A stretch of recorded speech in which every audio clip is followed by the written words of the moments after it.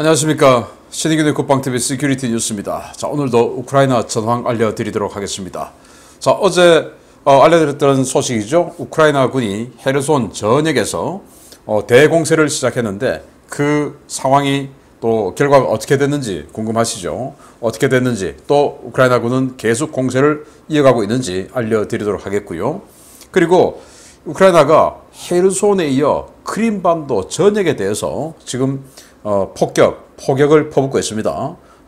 어떤 상황인지, 그리고 살고 싶으면 빨리 케르치 대교를 통해서 도망가라 라고 우크라이나 대통령실 선임 고문이 이야기를 했는데 어떤 상황인지 알아보도록 하겠습니다. 자, 이렇게 되니까 러시아군은 지금 뭐 약탈하고 이렇게 해서 마적대로 변해가지고 그런 물품 가지고 지금 피난민에 섞여서 도망가고 있다고 하는데 이런 내용까지 알아보겠습니다. 신인균의 국방TV 구독, 알림, 좋아요 눌러주십시오. 전과를 먼저 보겠습니다. 병력은 350명 사살했네요. 꽤 많습니다.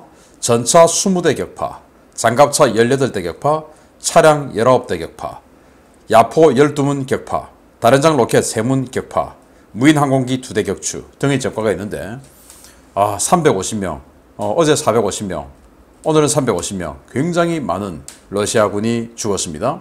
전차도 20대 같으면 2개 중대 박살이 났고, 장갑차 18대 2개 중대 박살 났죠. 야포 1개 대대 사라졌고요. 다련장 로켓 1개 포대 사라졌네요. 굉장히 치열한 전투가 벌어졌다라는 것을 알 수가 있고, 그래서 어제 러시아에서도 우크라이나군 560명 죽였다 이렇게 발표를 했는데 전체적으로 사실은 아니라 할지라도 일부 그것도 맞을 수 있습니다. 왜냐? 시가지 또는 진지를 딱 구축해놓고 방어하고 있는 방어군을 때리려고 하면은 당연히 공격자 측에서 희생이 많이 나오게 되겠죠. 그래서 그런 러시아군의 발표도 너무 터무니없는 거짓말은 아닐 것 같다라는 생각이 들기도 합니다. 자, 이런 전과를 바탕으로 전선 상황을 보겠는데요. IAEA 대표단이 키우에 도착했는데 그래서 실무진들이 자포리자 원자력 발전소로 출발했고요. 이 대표단의 최고 수장으로 IAEA 사무총장이 왔습니다. 얼마나 지금 사안이 심각하면 최고 수장인 사무총장이 왔을까요? 그리고 미 상원 대표단이 지금 키우에 와서 이르핀과 부차를 시찰했고, 여기서 러시아 전쟁 범죄를 성토하면서 이거는 ICC 깜이다. 국제 형사재판소 집어넣어야 된다. 자, 이렇게 성토를 했다고 하는데, 여기에 이제 젤렌스키 대통령은 미 상원 대표단에게 우리 나토 좀 가입시키는 힘 좀 써달라. 그리고 군사 지원 좀 더 해달라. 이렇게 요청을 했다고 합니다. 러시아가 자포리자 원자력 발전소 강 건너편의 니코폴 아파트에 맹포격을 했답니다. 강 건너편에 있는 우크라이나군이 우리를 때려. 그러니까 우리는 용서할 수 없어 하고 때리는데, 때리면 우크라이나군 포격 진지를 향해서 때려야지 왜 아파트를 포격합니까? 그래서 이 아파트에서 민간인 14명이 한 번의 포격에 14명이 죽었다고 합니다. 그리고 러시아 벨고로드 시내에서 또 미사일 피격 추정이 대폭발이 식별됐다고 하는데 러시아 방공망은 여전히 작동 못해서 맞아버렸다고 합니다. 자, 우크라이나 재무부가 이번 8월의 대외 원조 규모가 지난 전쟁 개전 이후에 사상 최대 기록을 경신했다. 미국이 GMLRS 탄, 또 에이테킴스 이런 여러 가지 신무기도 주고 대레이더 미사일도 주고 하다 보니까 굉장히 많은 원조가 들어왔다라고 이야기를 했고요. 영국 국방부와 그리고 ISW 미국 전쟁연구소는 공통적으로 이렇게 이야기합니다. 그저께 했던 헤르손 전역에 대한 우크라이나군의 진격, 이 공세를 통해서 상당 수준까지 진격했다. 거의 전 전선에 걸쳐서 헤르손 전선에 걸쳐서 10km 정도 가량 밀어붙였다 라고 하네요. 반나절 정도 딱 밀어붙였는데 그 반나절 만에 전선을 10km 정도 밀어버렸다는 겁니다. 그리고 헤르손 전역의 러시아군 전열이 붕괴되고 그러다 보니까 약탈 범죄가 급증하고 있다 라고 보고가 나오고요. 안토노스키 대교를 통한 러시아의 보급망은 완전히 파괴되었고 이동이 없답니다. 이제 폰톤 부교, 또 부교, 각종 부교들, 문교들 이런 게 다 사라지고 또 다리는 끊어졌고, 이래서 이 헤르손 남쪽으로 이동할 수 있는 수단은 사라졌다. 그렇다고 어디 저 중간에 가서 나룻배 같은 거 조그만 배 같은 거 이런 거 타고 피난민들은 좀 있을 수 있겠죠. 그래서 러시아 군들이 탈영해서 그런 피난민의 섞여서 지금 사라지고 있는 겁니다. 자, 그리고 우크라이나 정보국은 이번 전쟁 개전 이후 지금까지 한 6개월 동안 전쟁을 하면서 러시아의 바그너 그룹이 한 5천 명 정도 들어와서 싸웠다. 대단한 거죠. 러시아 바그너 그룹이 전쟁 전에 이 바그너 그룹 총 병력이 한 3천 명 정도 되지 않겠나라는 예상이 있었는데 지금 뭐 제가 알고 있는 것만 해도 이 바그너 그룹이 어디가 있냐면은 아프리카 말리, 그리고 리비아, 그리고 시리아, 수단, 베네수엘라 뭐 이런 데 다 가서 돈 받고 뭔가 하고 있거든요. 그런데 가 있는 병력들 꽤 되겠죠. 그런데 지금 이 우크라이나 전장에 5천 명이나 들어왔다. 그 말은 이번 전쟁을 통해서 이 일반 모병은 안 되니까 바그너 그룹에서 여기는 이제 용병 회사니까 PMC니까 여기에서 많은 병력을 끌어모아서 지금 전선에 투입하고 있다. 그래서 뭔가 바그너 그룹이라 하더라도 제대로 된 팀워크가 있는 그런 군대는 아닐 수 있는 겁니다. 바그너 그룹은 기본적으로 군대를 갔다 오고 또 특수부대를 전역하고 이런 사람들이 가서 회사원 소속원으로 뛰었는데 이번에 뭐 그냥 끌어모아서 그냥 명찰만 바그너 그룹이지 실제 전투력은 그만큼 안 되는 것이다 라는 걸 알 수가 있고, 우크라이나가 크림반도 전역에 대규모 화력 투사를 하고 있습니다. 보급망을 완전히 끊어내기 위해서 보급로 위주로 지금 때리고 있습니다. 우크라이나 정보국은 이 러시아가 현재 전투 경험 없는 새로 모집한 이 군인들을 제3군단으로 만들어서 공세를 지속하고 있는데, 그러다 보니까 러시아의 공세가 약하고 또 러시아는 피해가 크다라고 이야기를 하는 것입니다. 자, 이런 전선 상황을 바탕으로 주요 소식 알아봅니다. 첫 번째입니다. 우크라이나의 헤르손 공세는 예상했던 대로 러시아군을 흔들기 위한 전략적 기만전이었던 것으로 보입니다. 우크라이나가 8월 29일 시작했던 공세를 반나절 만에 중단했다는 소식입니다. 반나절도 채 안 되는 짧은 공세 동안 러시아군의 진영이 완전히 무너졌습니다. 우크라이나군이 8월 29일 오후 시작했던 공세를 8월 30일 새벽에 종료하고 공세 부대를 뒤로 물렸다고 복수의 오신트 소식통들이 현지 시각 8월 31일 리포트했습니다.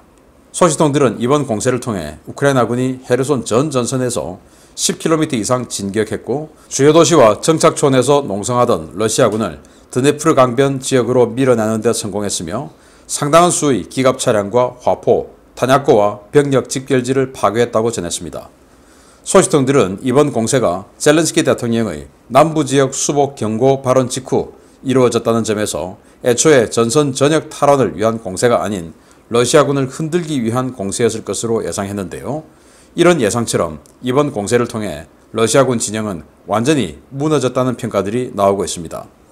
병력에서 절대 열세에 있던 러시아군은 우크라이나군의 공세를 막아내기 위해 가용 포병 전력을 전부 동원해 우크라이나군 공세부대에 치열한 포격을 퍼부었는데요. 헤르손 외곽의 한 포병대는 한 개 포가 반나절 동안 무려 200발 이상의 포탄을 쏘며 포신이 녹아내리고 포탄이 떨어져 무력화될 때까지 저항했던 것으로 전해졌습니다. 러시아군은 우크라이나군의 갑작스러운 공세에 헤르손 시가지에 숨겨두었던 예비대를 모두 전선으로 투입하고 비축해놓은 탄약을 상당수 소진해 사실상 전투 능력을 상실한 것으로 보인다고 소식통들은 전했습니다. 러시아군의 운명은 이제 보급에 달렸습니다. 병력과 장비 손실을 극도로 꺼리는 우크라이나군은 최소한의 손실로 헤르손 전선의 러시아군을 기둥뿌리부터 흔들어 놓고 전선에서 이탈했는데요. 우크라이나군의 갑작스런 대공세에 놀란 러시아군은 이번 공세를 막아내느라 예비대는 물론 보급부대까지 전투원으로 바꾸어 모든 전선에 투입하고 탄약까지 고갈된 상황이어서 외부 보급부대에 의한 재보급 없이는 전투가 불가능한 상황이 되었습니다. 우크라이나는 기동부대를 뒤로 물리고 러시아군의 보급선에 전투기와 드론, 다련장 로켓을 집중 투입해 마지막 남은 보급선을 완전히 끊어버리기 위한 작전에 집중하고 있는데요.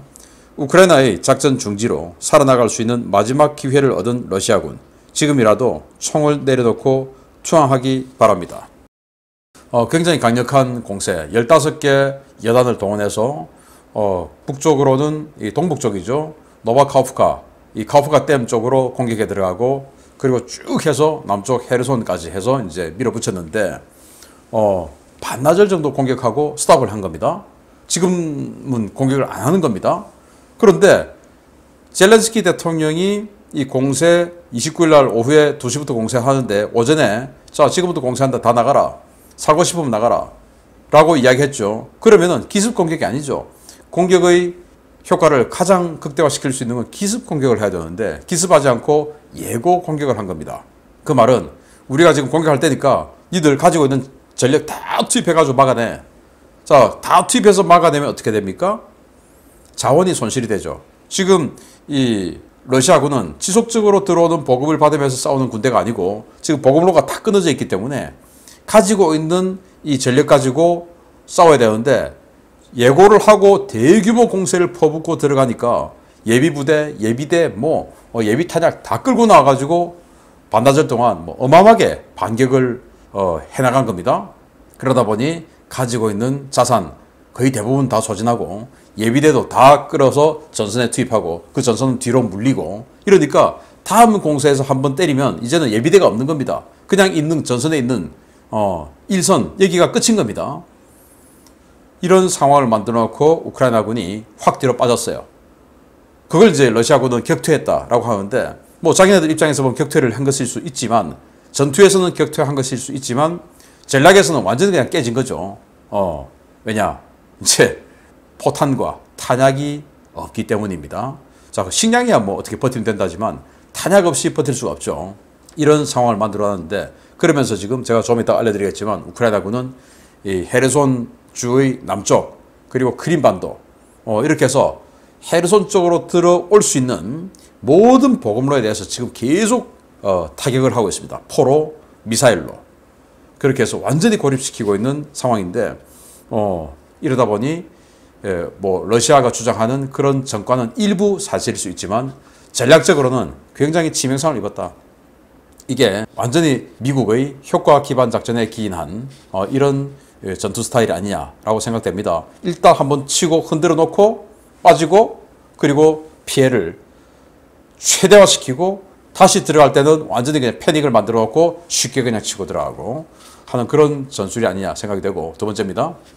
헤르손 전선에서 대대적인 공세를 받은 러시아는 그야말로 패닉입니다.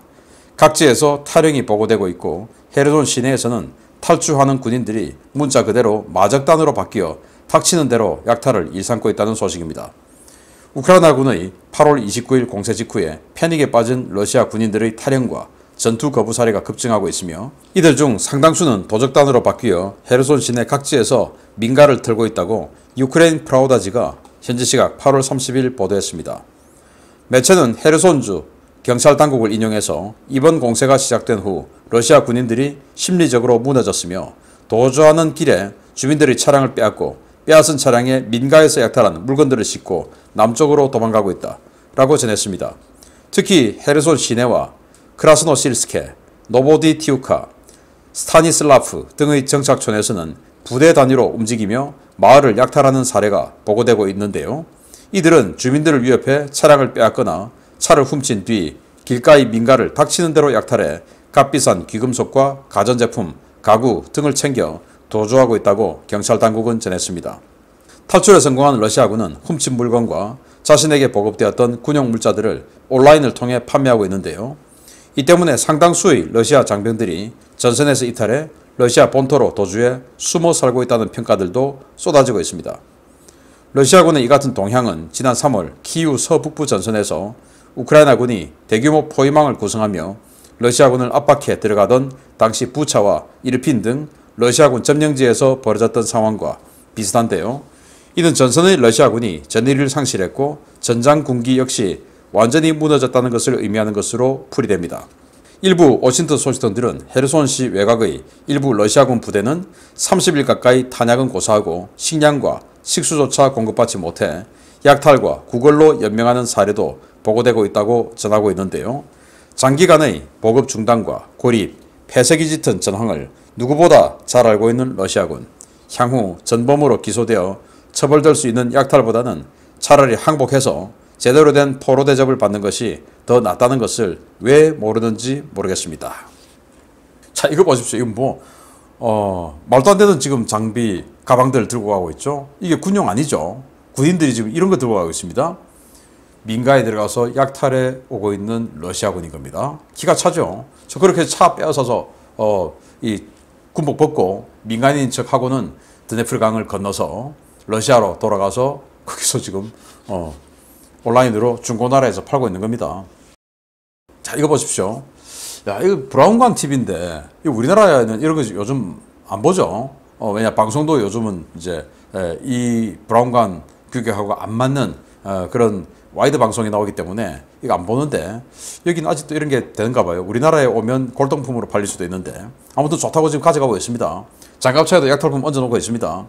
이런 식으로 군인들이 지금 약탈을 하고 있고, 약탈한 물자들을 또 자기에게 보급된 물자를 러시아로 돌아가서 이렇게 중고나라 온라인 매장에다 팔고 있어요. 이거 보시면 방탄복 풀세트입니다. 플레이트, 이 방탄 플레이트도 앞으로 뒤로 다 있어요 지금. 그리고 방탄조끼 있죠. 그걸 담을 수 있는 가방까지 있어요. 이게 22,500루블, 우리 돈으로 한 50만 원 정도.